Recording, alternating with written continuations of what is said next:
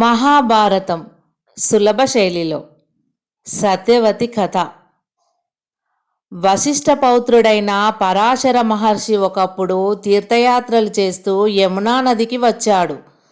మిట్ట మధ్యాహ్నం అయ్యేసరికి ఆ నది గట్టుకు చేరాడు. గట్టువార నీటి మట్టంలో పడవ తెడ్డు చేత పట్టుకొని వయ్యారంగా నిల్చుని ఉన్న ఒక బెస్త పిల్లను చూశాడు ఆ మహర్షి.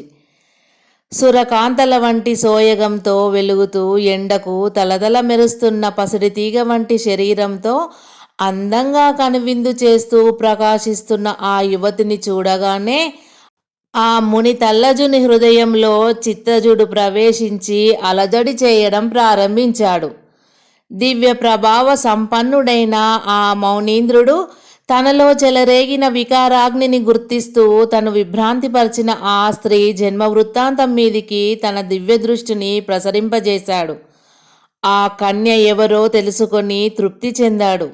వెంటనే భవిష్యత్తు మీదికి ఆ మహాత్ముని చూపు పయనించింది. ప్రపంచ శ్రేయో విధానం సంఘటించే మహాపురుషుని జన్మ అక్కడ జరగవలసి ఉన్నట్లు అర్థం చేసుకున్నాడు. సృష్టికారకులు తన మీద ఆ సృష్టి కార్యాన్ని ఉంచినందుకు చిన్నగా నవ్వుకున్నాడు. ఏం స్వామి, ఆవలి తీరం చేరాలా? చంద్రబింబం వంటి ముఖంతో చిరునవ్వులు చిందిస్తూ భక్తిగా అడిగింది ఆ యువతి. అవును, నవ్వుతూ అన్నాడు ఆ స్వామి. అయితే పడవ ఎక్కండి అంది ఆ యువతి. పరాశరుడు ఆ మోహనాంగిని చూస్తూనే పడవను అధిరోహించాడు. పడవ కదిలింది. యమునా తరంగాలలో చల్లని పిల్లవాయువుల మధ్య మెల్లిగా ముందుకు సాగుతోంది పడవ. ఆ సుందరి వయ్యారంగా తెడ్డు వేస్తున్నప్పుడు కన్నులు చెదిరేటట్లు కనిపించే ఆ అందాన్ని చూస్తూ మునినాథుడు లోపల ఆనందించసాగాడు. బాలా, నువ్వెవరు? నీ పేరేమిటి? సంభాషించాలనే ఉద్దేశంతోనే ప్రశ్నించాడు ఆ స్వామి. నేను దాశరాజు కూతుర్ను స్వామి. మా తండ్రి ఈ చుట్టుప్రక్కల బెస్తపల్లెల వాళ్ళందరికీ నాయకుడు. నా పేరు సత్యవతి అంది ఆ యువతి.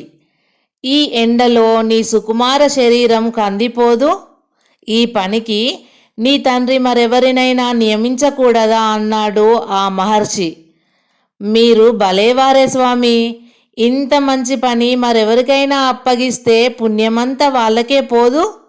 అందుకే మా అయ్య బాగా ఆలోచించి నాకు ఈ పనిని అప్పగించాడు అంది ఆ యువతి.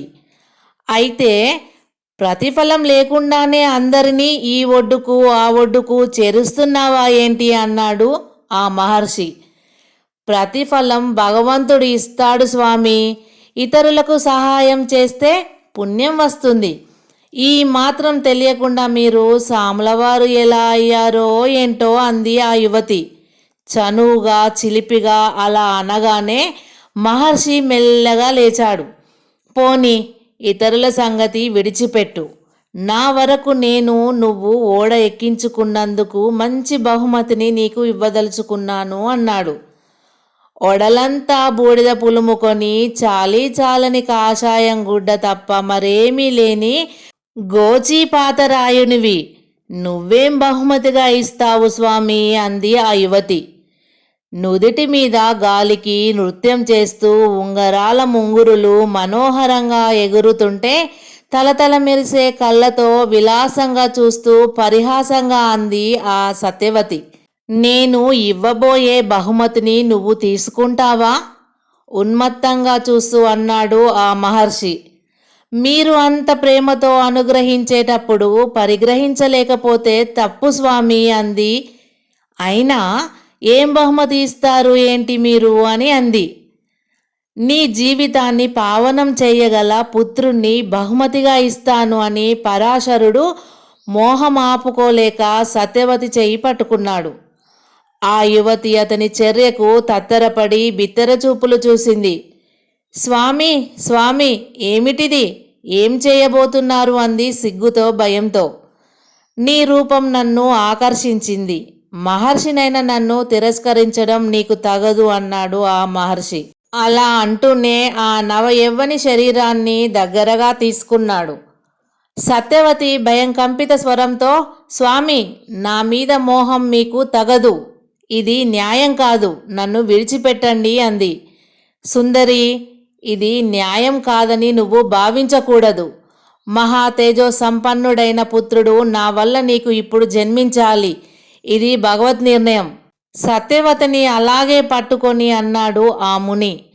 అప్పటికే ఆ మహర్షి రూపం సుందర యువకమూర్తిగా మార్పు చెందింది. పురుష స్పర్శ వల్ల కొంతసేపటికి ఆ యువతి శరీరం పులకరించిపోయింది.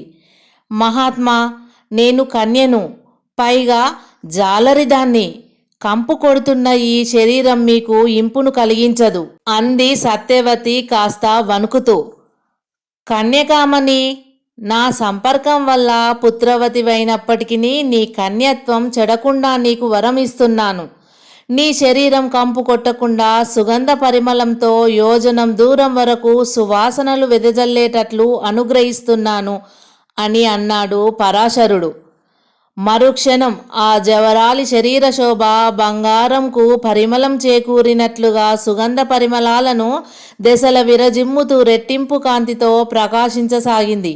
సత్యవతి ఆ విచిత్రానికి విస్మయిస్తూ, ఆ మునీశ్వరుడు చాలా గొప్పవాడని, అతని కోరిక తీర్చినందువల్ల తనకు దోషం రాదని, తీర్చకపోతే పాపం కలగవచ్చునని భావించింది. మారు మాట లేకుండా పరాశరుని కౌగిట్లో ఒదిగిపోయింది. అలల తలలపై ఒయ్యారంగా పడవ అలాగే నిలిచిపోయింది. పరాశరుడు ఆ అందాల రాశిని 2 చేతులతో దగ్గరగా తీసుకున్నాడు.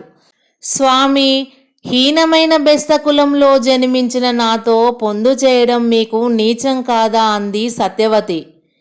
మహర్షి ప్రభావం వల్ల సర్వాభరణ భూషితురాలై గంధవతి అయి సత్యవతి మునినాథుని లాలింపుకు కరిగిపోతూ అంది. రమణి, నువ్వు బెస్తకులంలో జన్మించలేదు. నీ పుట్టుక గొప్ప మహారాజు వల్లనే జరిగింది అన్నాడు పరాశరుడు ఆ చక్కని చెలి చెక్కిలిపై కొనగోటితో మీటుతూ. ఏమిటి, నేను రాజపుత్రికనా? నిజమా స్వామి? విస్మయంతో అడిగింది సత్యవతి. అవును, దాశరాజు నీకు పెంపుడు తండ్రి మాత్రమే అన్నాడు మహర్షి. మహాత్మా, మీరు గొప్ప జ్ఞాన సంపన్నులు. దయచేసి నా తల్లిదండ్రులెవరో వివరించండి. నేను ఎందుకు దాశరాజు పెంపుడు కూతురును అయ్యానో కూడా తెలియజేయండి స్వామి అంది సత్యవతి కుతూహలంతో. విను అని పరాశరుడు ఇలా చెప్పసాగాడు.